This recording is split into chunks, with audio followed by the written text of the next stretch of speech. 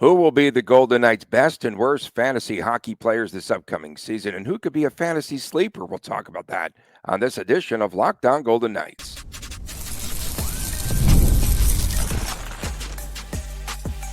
You're Locked On Golden Knights, your daily podcast on the Vegas Golden Knights, part of the Locked On Podcast Network, your team every day. Hi again, everyone. Tony Cardasco and Chris Golick from Las Vegas. And we appreciate you making us your first listen every day. Find us wherever you get your podcast. Please subscribe to our Locked On Golden Knights YouTube channel, your team every day. I am a longtime sportscaster and marketing consultant and the host of Believe in Vegas podcast. Chris, the owner of Silver State Cards and Sports and the collectibles editor for the Hockey News. Now, coming up on today's show, later on, we'll talk about ESPN's misery level for VGK.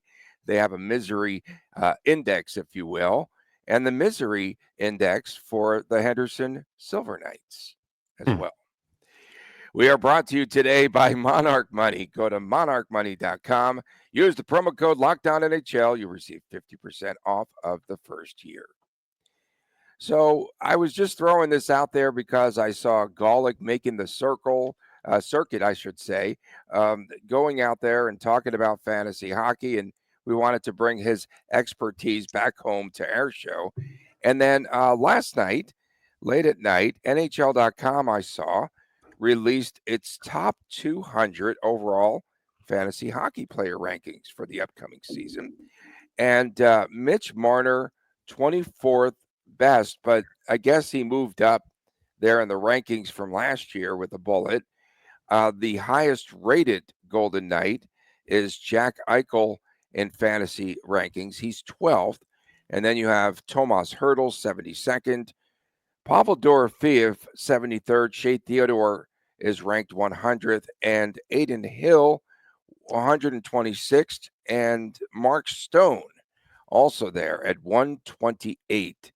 So what are some of the things you look for when you are selecting players in a fantasy hockey draft? So fantasy, I do a lot more fantasy football than anything, although I'm probably going to do a fantasy hockey league this year. I'll be running one, I think. But point being is when you're running a draft, whether it's fantasy hockey, football, baseball, it's kind of all the same. You're looking for players who can potentially outperform their draft position. And that doesn't matter if you're drafting, in the first round, second round, eighth round, so on and so forth. In the upper rounds, you're looking for your anchors. You're looking for your players who are going to put up consistent points. And then the deeper the draft goes, you're looking for players who have maybe, reasonable floors. And you're looking for a few, diamonds in the rough, needles in the haystack, whatever you want to call it right there. And players that have a big, high potential. Pavel Dorofeyev would have been an outstanding pick last year. I don't know where his ADP was, but I'm guessing it was probably nowhere in the first 10 rounds. And of course, Dorofeyev significantly outperformed any draft position. And same could be same with like a Brett Howden or something like that. So Brett Howden is good value. Yeah. He could be. Brett Howden had a strange season. He on paper, good season overall, but the goals kind of came in runs, so to speak.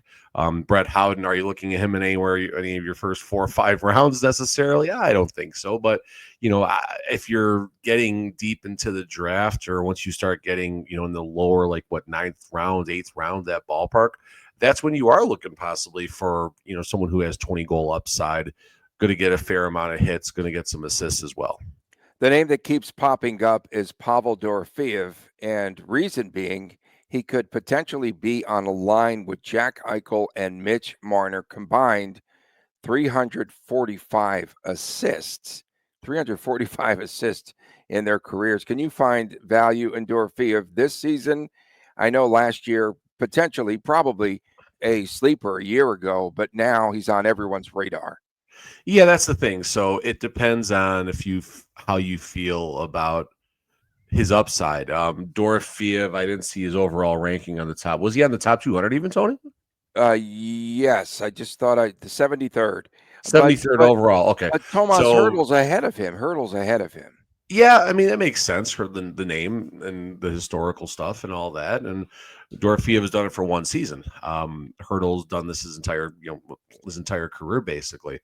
Hurdle is a player that I think I would be willing, and a little bit of home, geographical bias here, but Dorofeyev is a player I'm willing to reach on for what you just said. He's likely going to be on a line, possibly with both, with Eichel and Marner, or one of those two players will be on his line for most, if not all, the season, and likely to get a fair amount, if not all, the reps on power play one, depending on how Coach Cassidy shakes that out. But let's just say Dorofeyev, you said he's 83rd overall or something like that, 73rd, 73rd. 73rd. Yeah. If I'm in a draft, and this is a spot where you need to make your decision now, just because a player's ADP is somewhere doesn't mean that's where you got to draft him. You should never reach for a player. No, that's not necessarily the case.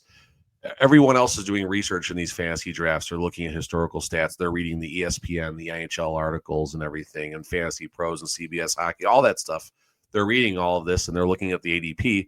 But if you really want a player, you need to reach a round or even 2 rounds, depending on the circumstances. Dorofeyev is a player, if his average, again, I don't know what his average draft position is, but if he's a 73rd ranked option, that basically, if we're talking a 10-team draft, his ADP is 7.3. He goes in round 7, pick 3. If I'm in a draft and I want Dorofeyev, I'm looking in the back end of if I'm picking 5.8 or 6.2, I'm taking Dorofeyev all day unless there's just another option that seems a lot safer. But I love the upside of Dorofeyev coming off of a 35 goal season. Mm-hmm. Yeah, for sure. And then, what type of fantasy league or leagues are you in hockey? How does the draft and how does the scoring work? So it's like football. There's many different scoring systems you can do. Dash rating is one, blocks, assists, shots, hits, I think, on top of goals and things like that. But basically, it's not just about goals and assists. Plus, minus, I think, can factor in. Hits can factor in. Shots can factor in. Things like that. And what's interesting is it's kind of like fantasy baseball where you are doing a lineup every single day. And there's ways like you can, and you have to commit a lot of time to this. Like you can actually on a lot of websites click a preset thing where it will automatically put your best possible lineup on the ice that night. If you're not able to get to it. So that's a nice little thing in case you just forget to do it or something like that. But basically, when you're playing in a head-to-head battle, it's not like fantasy football where it's one day and it's done.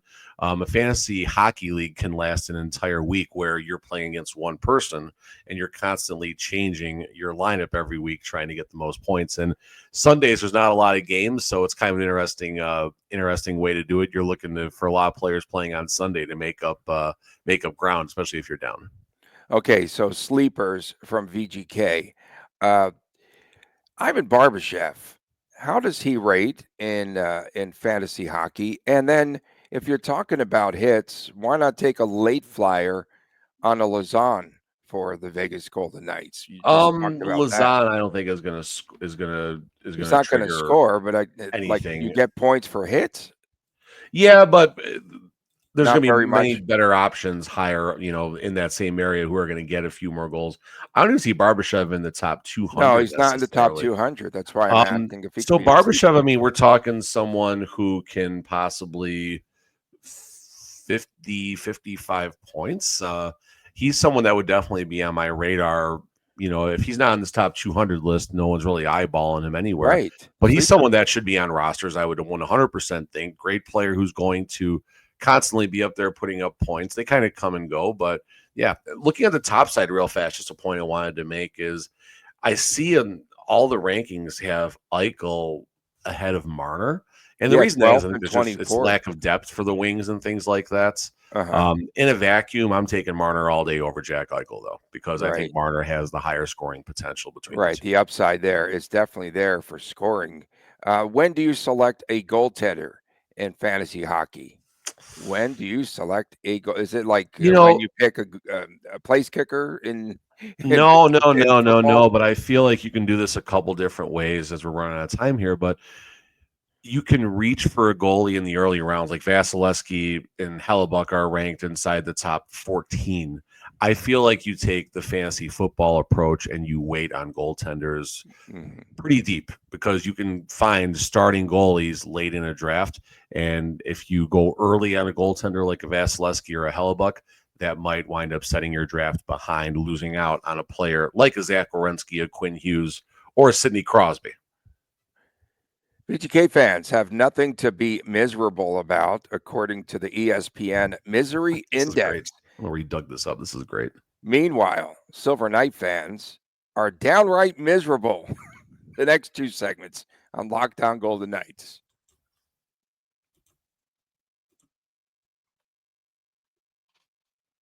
You know, most people cannot name their financial accounts or even what they're worth, whether it's 401ks, properties, investments, what have you. And when you don't have the full picture, you can end up leaving money on the table. That's why there is Monarch Money.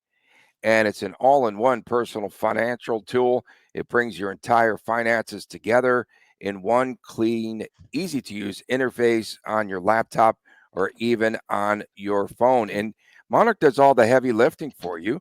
You can link all your accounts in minutes, see clear data visuals, get smart categorization of your spending, and finally, feel in control of your money without even touching a spreadsheet, which is the best news of the day. Monarch makes it so simple to review all your finances.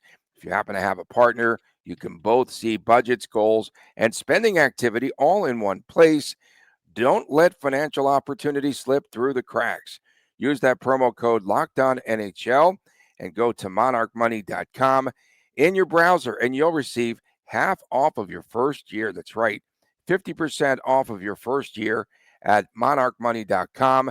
Use the promo code LOCKEDONNHL, and you will receive 50% off of your first year.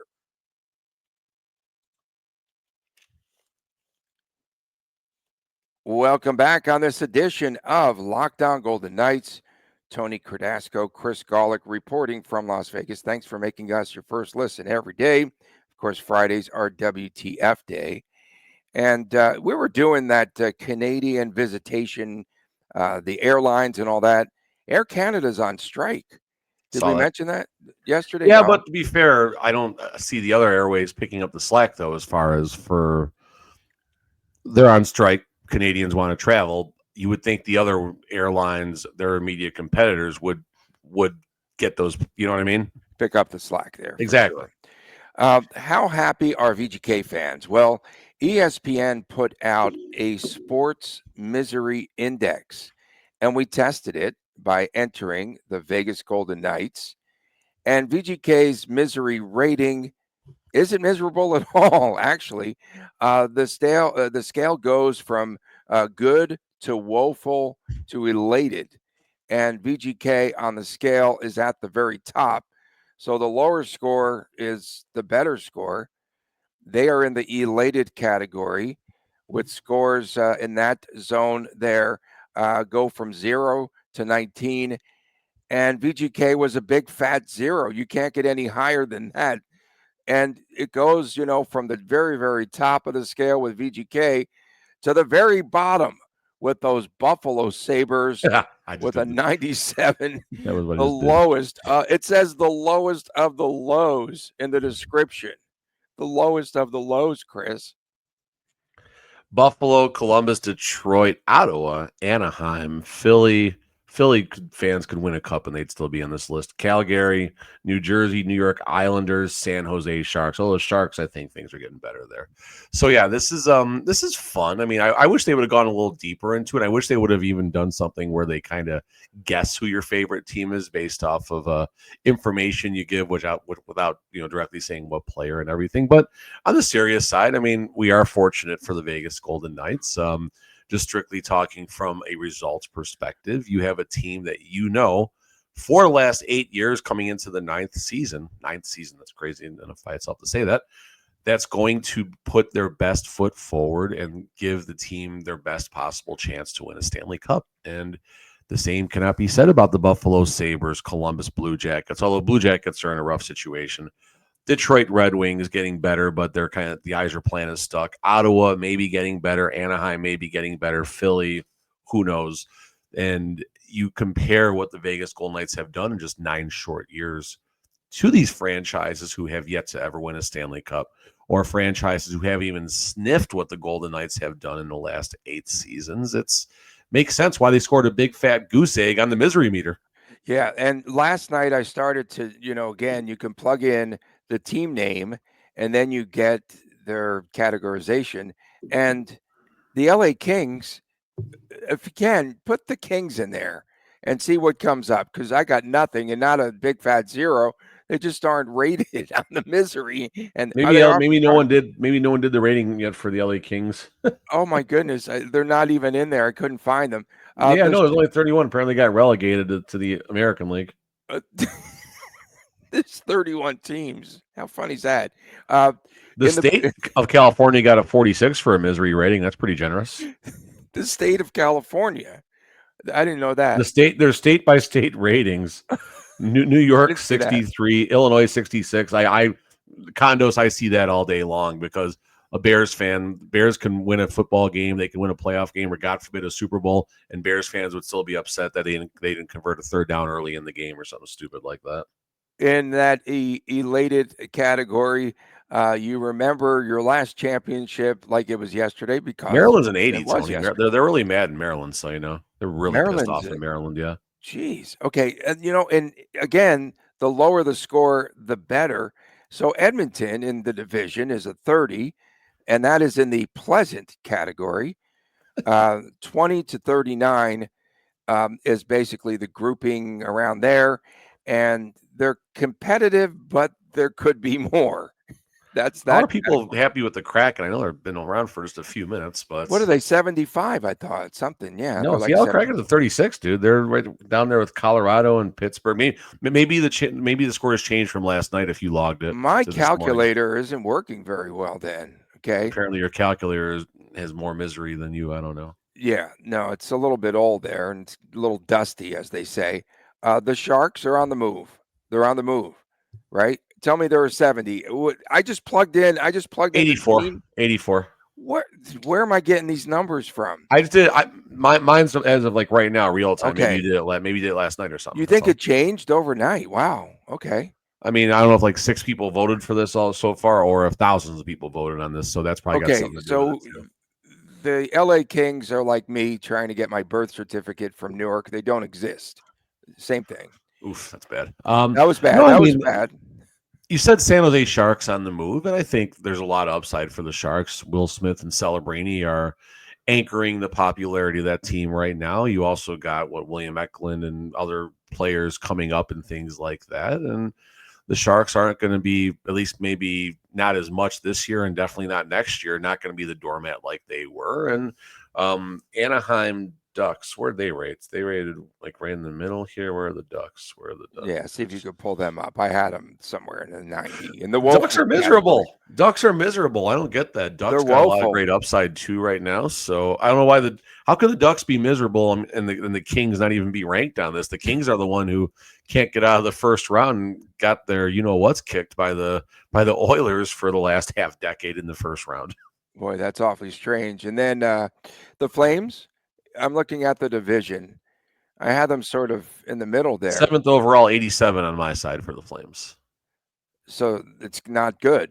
It's bad. And the Flames, although the Flames last year, I mean, a lot of upside for a team that has gone through so much as far as trades and unhappy personnel and playing in one of the worst stadiums overall in the existence of the NHL. I think they're getting a new stadium in the next few years. I think they're trying to, at least one of the two.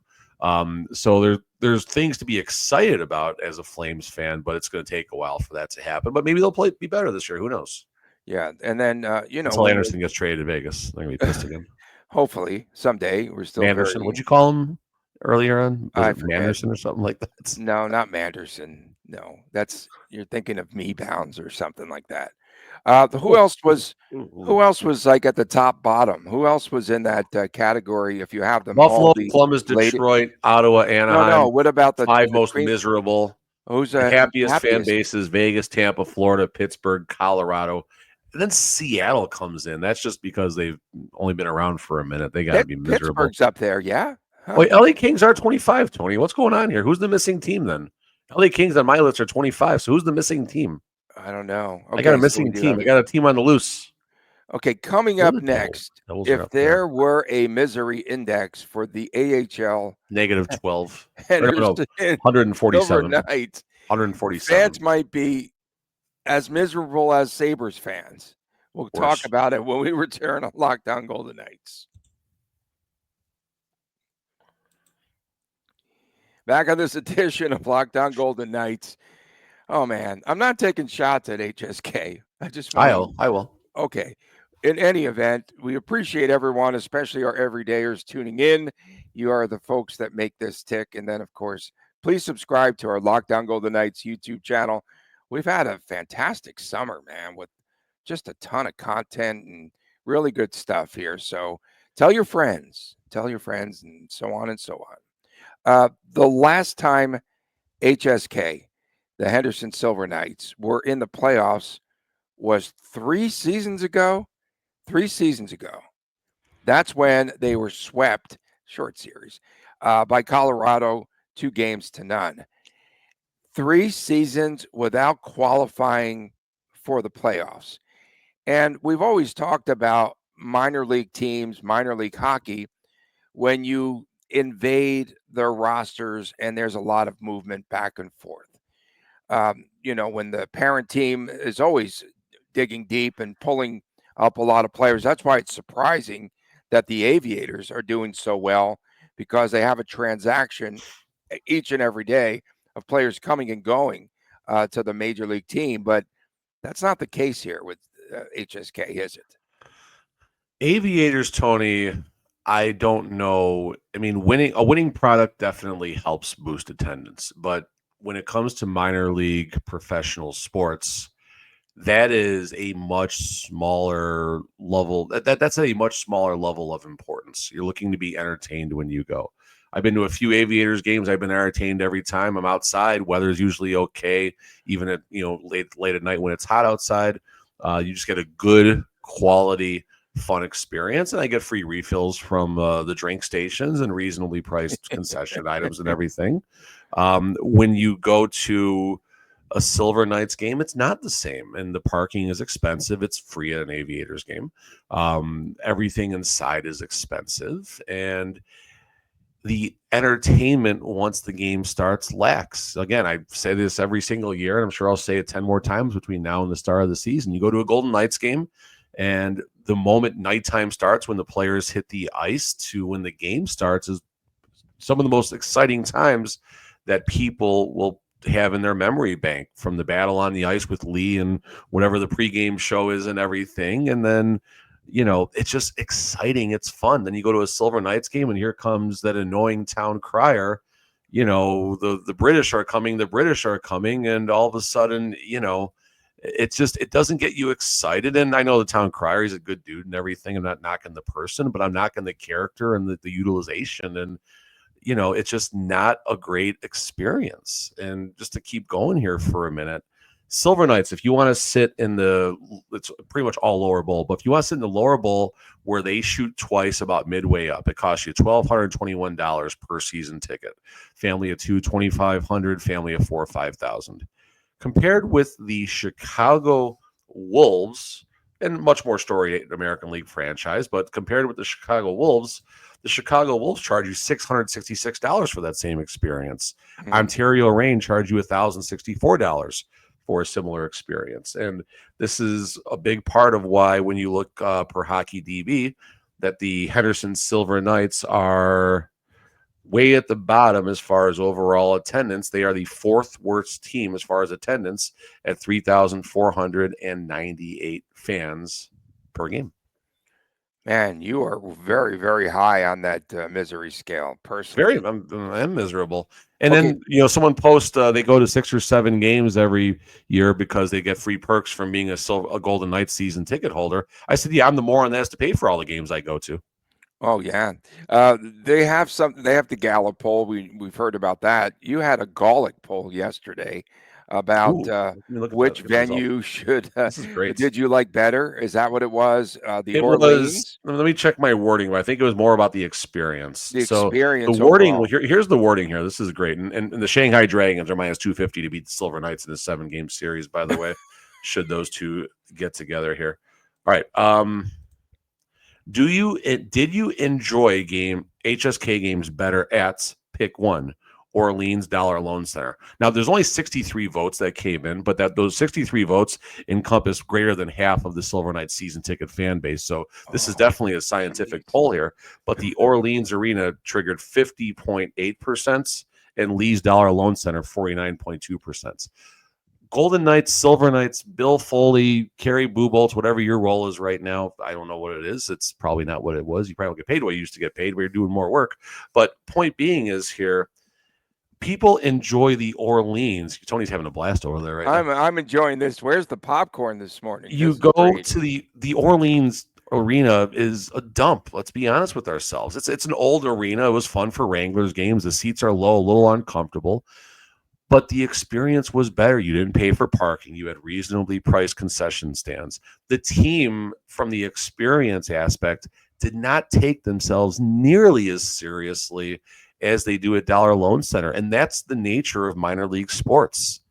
It's a fun experience. You're doing whatever you can to get the kids to want their parents to drag them back every single night. And the Silver Knights do some cool things. I enjoy watching the karaoke at the first intermission. I think the horse race is a lot of fun that they do sometime during the game, although it falls a lot because a lot of empty seats. So it's, spotty if it goes every night or not.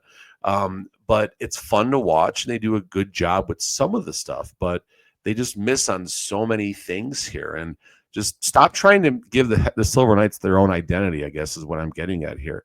Carbon copy what happens on Park Avenue at T-Mobile Arena. Do the exact same thing, and fans will come. Who cares? The Silver Knights are a crap team. They're not going to win a lot of games. We know this going into the season. So you focus on the experience, and it's not that hard. It is not that hard. The Silver Knights, if you can afford me, hire me. I don't know if you can afford me, but if you can, hire me. I would have fun. I would bring people in the arena. You talked about the misery index earlier, right? We talked about all that. Here's a test. What would the misery index, you said about kids, right?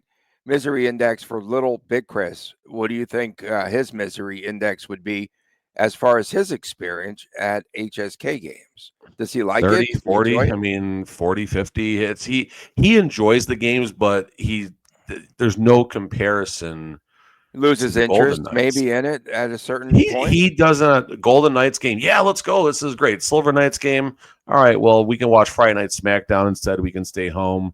We can just maybe, go for a walk or something like that, or read a book. He doesn't read a lot of books. I'm just joking about that part. But point being is Chris and many kids, like they're not as into going to a Silver Knights game as they are a Golden Knights game. And you don't expect a Golden Knights experience, but somewhere if the Golden Knights excitement level of going to a game is a 9.2, the Silver Knights are about a 2.9 when it comes to the product top to bottom. And the fact that they're not a great team definitely measures up in there a little bit. But growing up in going to Chicago Wolves games from 1995 to 2008 before I moved out here, I didn't care about the team, what their stats were.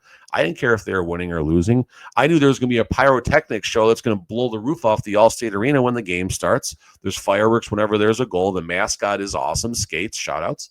And it's just so much more fun.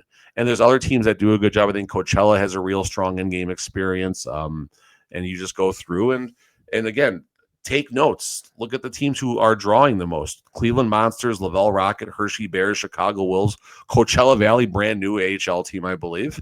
Grand Rapids, Ontario Reign. That's your top 7 right there. San Diego does well. Providence does well, et cetera, et cetera. The stadium is in a great location. I know people don't like going there, but it's good for people in Henderson. Like, there's no excuses for them not to be drawn 4 or 5K a game and having a great time. There's no excuses. Meanwhile, Gerard they're Gallant overcharging us. Gerard Gallant. Remember, I wanted this team in Henderson. We didn't even talk about this. Oh, my God. Keep going. Yeah, I wanted this team in Henderson to be named the Green Valley Gallants back in the day. But Gerard, they're Turk, not Turkey. What? Shanghai Dragons. They're not from China. They took the face away from HSK, right? Engaged Gage Quinney. Quinney, yeah, absolutely. And they He's the also face of that traded- franchise. Now the they face is also- gone. They also poached Jake Bischoff from HSK VGK. 2 day one mainstayers from the team. That's not going to help their situation either, as far as attendance and how the team does. How is Shanghai in the KHL? We'll figure Wait, so that they don't out. play in China, but they're called the Shanghai Dragons? I think so. Okay, we I actually appreciate don't know. I want a jersey, though. I They're know in that. the KHL, I think. Okay, we appreciate everyone tuning in. We'll get to that maybe WTF Day. Thanks so much for tuning in, especially our everydayers. From a man, Chris Golick, Tony Cardasco from Las Vegas. We'll see you again on Thursday. We're off on Wednesday. Thursday, right here on Lockdown Golden Knights. Please take care.